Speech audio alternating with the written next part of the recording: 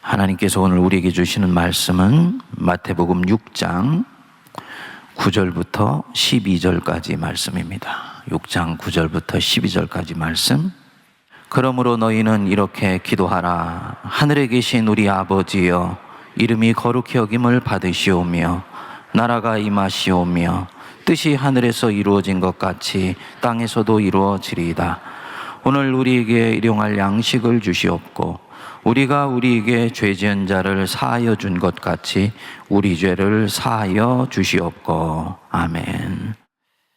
이 저녁에는 우리 주님 가르치신 기도의 땅에 속한 기도 두 번째, 우리의 죄를 사하여 주옵소서에 대한 용서의 문제를 같이 살펴보겠습니다.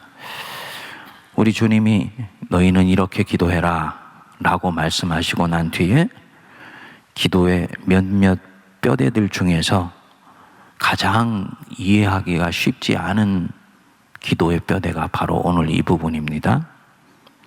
우리는 마치 이 주기도문을 주문 외우듯이 하고 사도신경도 그렇게 합니다만, 우리 성도님들이 이 주님 가르쳐 주신 기도의 내용을 지금까지 찬찬히 따라오셨다면, 이 주기도문은 정말 만만치 않은 기도이구나 라는 것을 아실 수가 있을 것입니다.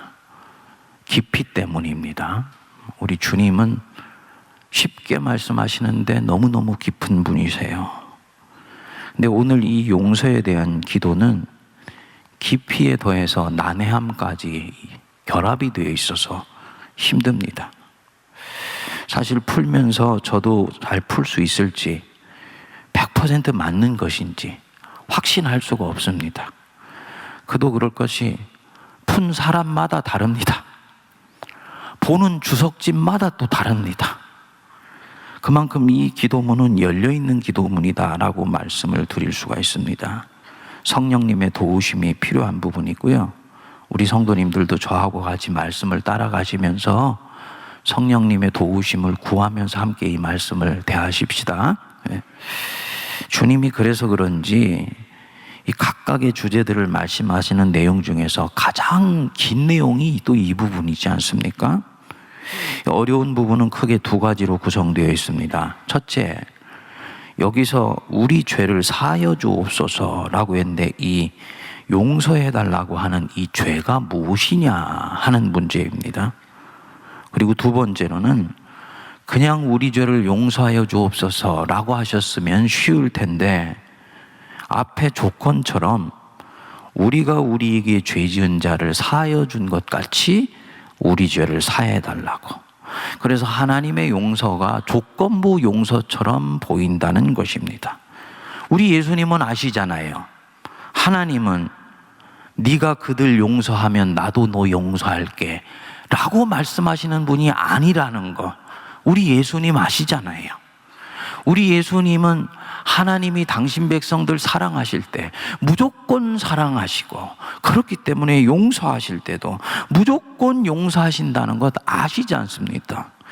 그런데 여기서 마치 조건처럼 얘기하는 이것을 어떻게 이해를 해야 될 것이냐, 이런 부분들이 어려운 부분입니다. 첫 번째로 먼저 여기 이 죄가 무엇이냐, 이 죄의 정의가 마태복음과 누가복음에 각각 다르게 나오고 있습니다.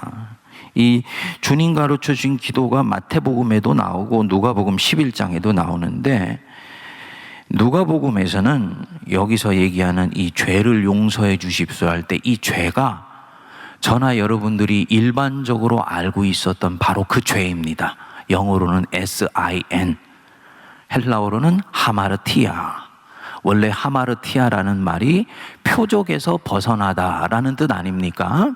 하나님의 뜻, 하나님의 명령, 또 하나님이 우리에게 요청하시는 성도의 합당한 삶과 생각과 행동과 태도, 이런 모든 것에서 벗어나는 삶, 생각, 행동을 일컬어서 죄라고 얘기를 하는 거예요. 그럼 여기까지 가면 좋은데, 문제는 오늘 우리가 보는 바로 이 본문에 나오는 이 마태복음에는 여기서 이 죄가 하마르티아가 아니고 오페이라마타라고 그래서 오페이라마타, 영어로는 데트, DEBT, 빚, 채무라는 뜻입니다. 따라서 우리가 이 주기도문으로 고백할 때는 이 둘을 다 의식하면서 고백할 때 합당하게 주기도문을 고백하는 것이다 말씀드릴 수 있죠. 먼저 우리의 하마르티아, 우리가 주님이 우리에게 형성해 주신 그 중심으로부터 끊임없이 벗어나는 삶과 행동을 하며 사는 것, 그것 우리가 고백하는 것입니다. 주님이 원하시는 중심이 있는데 그 중심에서 벗어나서 끊임없이 곁길로 가려고 하는 우리의 성향들을 정직하게 인정하고 고백하고, 그리고 이 성향에서 나온 모든 악한 생각과 행동들을 끊임없이 하나님 앞에 고하여내는 것, 바로 이 기도를 주님이 요청하시는 것입니다. 두 번째로는 하나님께 우리가 지고 있는 빚이 있다.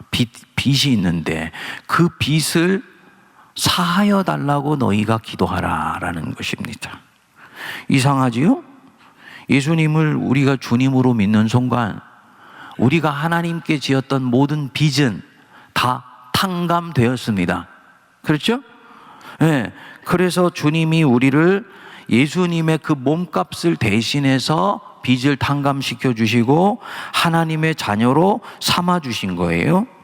그러면 또 무슨 빚이 있어서 그 빚을 사해달라고 너희들이 주기도문을 할 때마다 빚을 사해달라고 기도하라는 말이냐. 이 빚은 무슨 빚이냐면 받고 있는 사랑의 빚입니다. 무슨 빚이라고요? 사랑의 빚이에요. 사랑의 빚. 하늘 아버지가 우리를 사랑하실 때 아버지께서 우리를 얼마나 사랑하시는지 결정적으로 드러난 자리가 어디입니까? 바로 십자가의 자리예요. 성도님들, 아까 모든 시선을 주님께 드리고 라고 우리가 찬양할 때 여러분들 시선을 그때 어디다 두셨어요? 십자가에 두잖아요. 그래서 우리 통합교단에서는 성전 한복판에 십자가를 딱 둡니다. 어떤 교단에서는 십자가 안 둬요. 십자가가 마치 무슨 형상이나 우상처럼 여겨지는 경우가 있다. 그래서 그거는 하나님의 형상을 만든 것과는 전혀 다른 것입니다. 성도들의 신앙의 표지와 하나님의 상징이 우리 기독교에서는 십자가와 부활이고, 바로 주님이 부활하신 자리인 바로 그 십자가가 우리가 주님을 바라보는 그 시선이 있는 거예요. 모든 시선을 주님 앞에 드리고 십자가 위에 드릴 때, 그때는 주님이 우리를 어떻게 사랑하셨는지, 주님 저 십자가를 보면 저는 알 수가 있습니다 라고 고백하고 있는 것입니다. 그러면은 주님이 그렇게 사랑해 주시면 됐지, 뭘 더 우리가 주님 앞에 진 빚이 있어서 주님의 또 다른 사랑의 빚을 갚아야 된다는 얘기를 하는 것이냐. 그때부터 이제 주님을 알기 시작할 때부터 저와 우리 성도님들이, 우리가 하나님이 우리를 어떻게 살피시고 돌보시고 인도하시고 챙겨주시고 기다려주시며 우리를 이끌어 가시는지가 신앙의 굽이굽이 걸음을 내딛는 만큼 알게 되지 않습니까? 신앙을 한다는 것은 나를 깨달아 아는 것이요, 하나님의 사랑을 깨달아 아는 바로 그 여정이거든요. 신앙이 깊어진다는 것이 무엇이냐? 하나님이 어떻게 나를 사랑하시는지가 점점 뚜렷해지는 것입니다.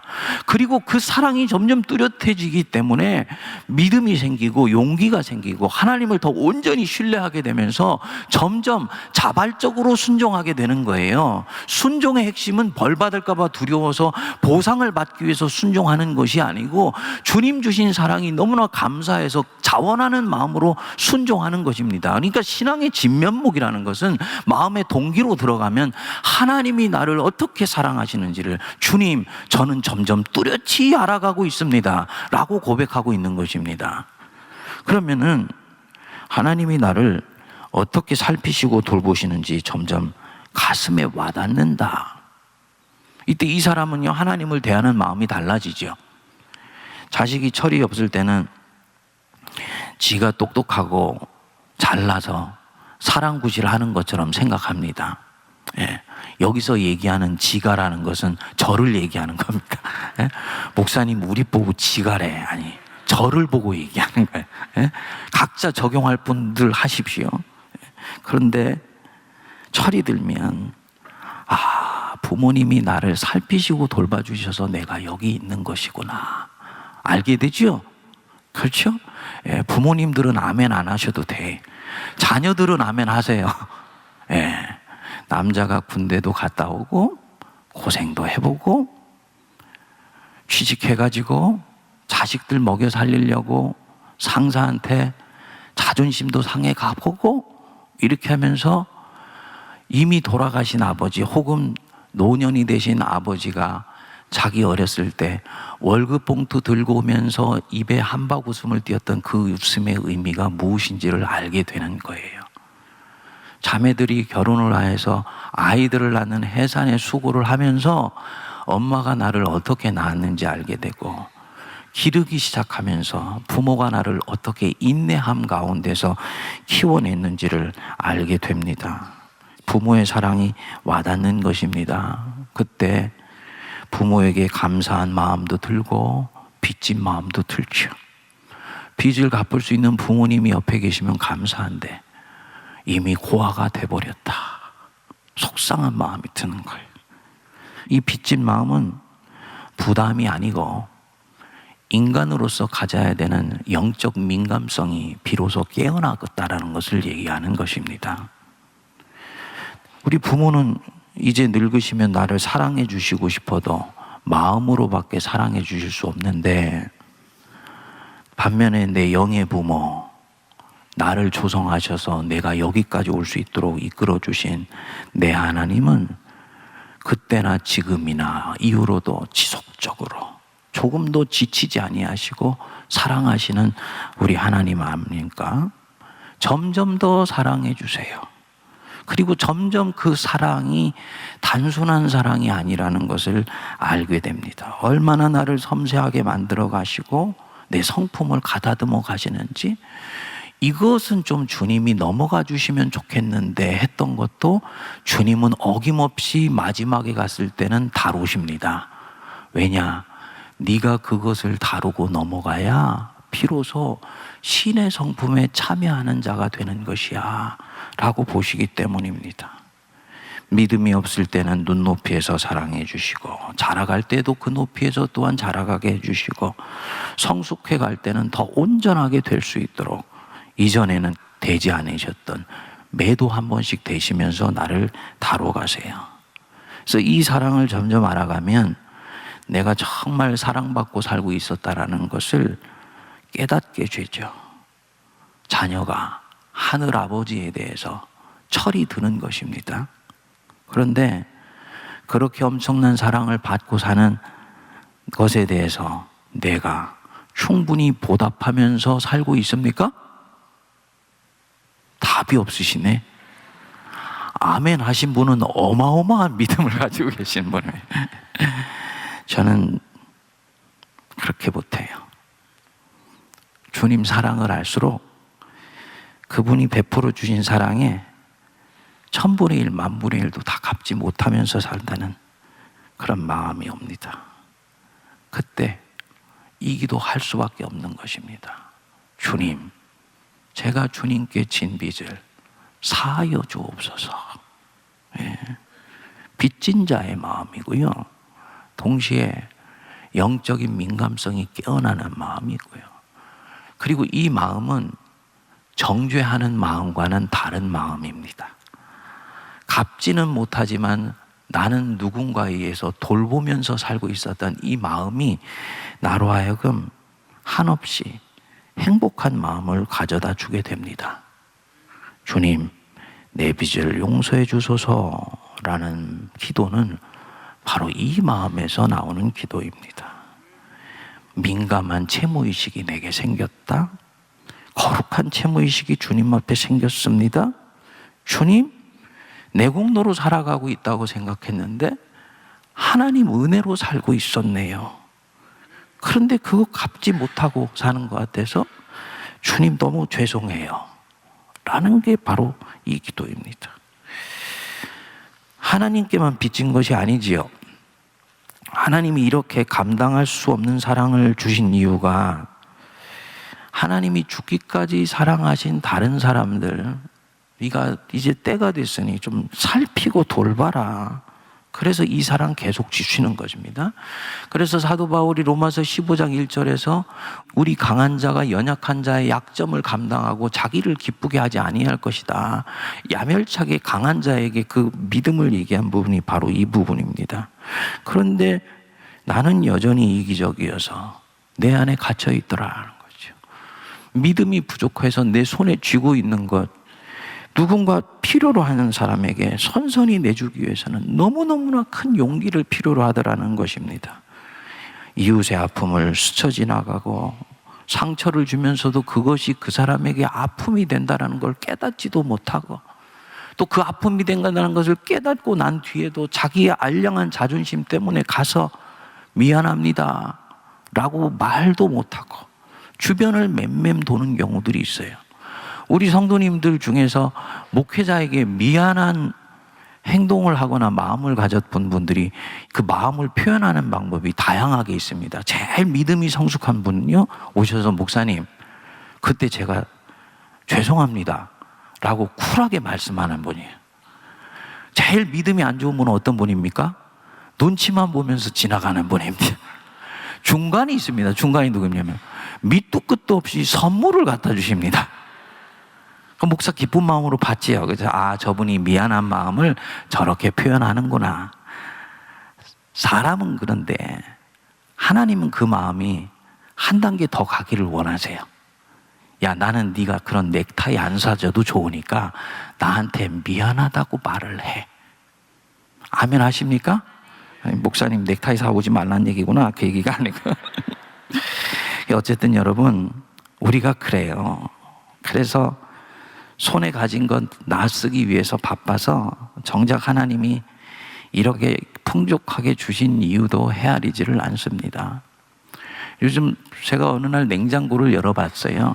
냉장고를 열어봤더니 이 냉동칸에서부터 시작해서 냉장칸까지 보니까 와, 이상한 목사가 세문안교회 담임 목사하면서 정말 성도님들과 하나님께 받는 은혜가 크구나. 그런데 문제는 뭐냐? 그게 은혜로 여겨지지 않고 당연한 것으로 여겨졌던 순간들이 지금까지 있었다는 것입니다. 당연히 자기가 얼마나 풍요하게 누리고 있는지를 알지 못하는 거지요. 여기서는 거룩한 채무의식이 나오지를 않습니다. 근데 우리 주님이 그거 깨닫게 하시라고 이 기도를 하도록 하시는 겁니다. 풍족하게 주신 이유도 헤아리지 않는 나. 우리 모든 그리스도인들은 하나님과 세상에 대해서 빚진 자라는 것을 우리가 꼭 알아야 됩니다. 우리 주님이 그러셨지요. 너희는 내가 굶을 때 먹을 것을 주지 않을고 헐벗었을 때 입을 것을 주지 않았다. 묻지요. 주님, 우리가 언제 주님께 먹을 것 드리지 않았고 헐벗을 때 입을 것 드리지 않았습니까? 주님이 그러셨습니다. 지극히 작은 자 하나에게 하지 아니한 것이 곧 내게 하지 아니한 것이다. 이 말씀 받을 만한 분은 받으실 수 있게 되기를 바랍니다. 영적으로 철이 들어서 민감한 죄의식을 갖게 되고 받은 그 사랑을 하나님 사랑하시는 그 사람들에게 충분히 돌려주지 못한 것에 대해서 아파하고 죄송한 마음을 가진 사람, 주님, 우리 죄를 사하여 주십시오. 우리 채무를 사하여 주십시오. 라고 기도합니다. 가인처럼 하지 않습니다. 내가 내 형제를 돌보고 있는 자입니까? 책임지고 있는 사람입니까? 라고 하나님 앞에 반문하지 않습니다. 올 한 해 이 기도가 우리에게 회복되는 은혜가 임할 수 있게 되기를 바랍니다. 두 번째 어려움은 너희는 기도할 때 이렇게 기도해라. 우리가 우리에게 죄 지은 자를 사해 준 것 같이 우리 죄를 사해 주옵소서. 조건부 용서처럼 들립니다. 우리 이웃을 내가 하나님 사랑하며 용서하고 있으니 우리 하나님 내 죄를 용서해 주십시오 라고 얘기하는 것 같습니다. 아니지요. 하나님께 우리 죄가 용서함 받는 것에 우리가 하는 어떤 행동도 어떤 용서도 그것에 대한 대가로 우리 죄를 용서해 주시는 일은 없습니다. 용서해 주실 수도 없습니다. 우리가 그들을 용서해 주는 것에 비해서 우리는 훨씬 많은 죄를 저지르며 살고 있기 때문이에요. 자기의 죄의 깊이와 폭과 그 넓이와 그 엄청난 무게를 충분히 인식하고 있다면은 내 이 용서는 무엇인가에 대한 대가로 받을 수 없다라는 것을 진정으로 인정하고 고백하게 될 것입니다. 당연히 그렇기 때문에 주님, 내 죄가 용서받는 길은 우리 주 예수 그리스도의 보혈의 능력밖에 없는 줄 믿습니다 라고 고백하게 되는 것입니다. 참 하나님이신 예수님이 죽어주신 것으로만 가능한 것입니다. 다른 어떤 것들로도 대신할 수 없어요. 그런데 우리 예수님이 우리에게 죄 지은 자를 사하여 준 것 같이 우리 죄를 사해달라라고 기도하라는 거예요. 여러 가지로 풀었는데 많은 책이나 풀이집 중에서 시원하게 이 문제를 푼 분은 딱 한 사람밖에 없었습니다. 김세훈 박사가 쓴 주기도문 강해라고 있습니다. 플로신학교의 신약학과 교수지요. 그분이 이 부분을 풀어냈는데 가슴에 딱 와닿더라고요. 예수님은 본래 이 말씀을 하실 때 헬라어로 하신 것이 아니고 아람어로 하셨다. 헬라어로 그 뒤에 받아서 다시 마태가 옮겨 적은 것이지, 예수님이 우리에게 가르쳐 주신 기도는 헬라어 기도가 아니고 무슨 기도다? 아람어 기도다. 이 아람어라는 것은 고대 아랍어를 얘기를 하는 것입니다. 근데 여기서 사하여 주셨다라는 부분에서 이 사하여 주다는 말이 헬라어로 아카페멘인데 완료형으로 돼 있어요. 이렇게 하였으니 이제 나는 지금 하려고 합니다, 이런 뜻입니다. 그런데 아람어에서 아카페멘은 시제가 아니라 동시성이라고 그럽니다. 동시성. 동시적이라는 거예요. 이 두 행동이 동시적인 것을 얘기한다는 것입니다.